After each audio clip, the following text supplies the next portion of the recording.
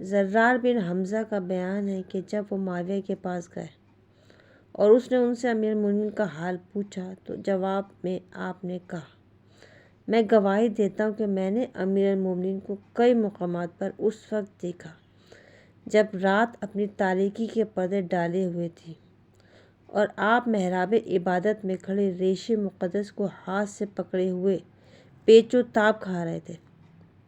اور اس طرح رو رہے تھے جیسے کوئی غمزدہ روتا ہے، اور زبان مبارک سے کہہ رہے تھے، اے دنیا مجھ سے کنارہ کر، کیا تو میرے در پہ ہو گئی ہے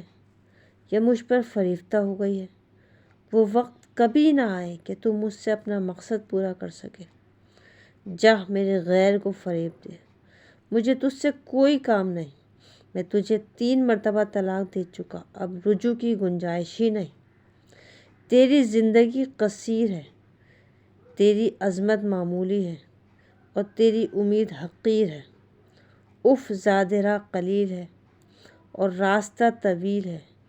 سفر بعید ہے اور منزل کڑی ہے۔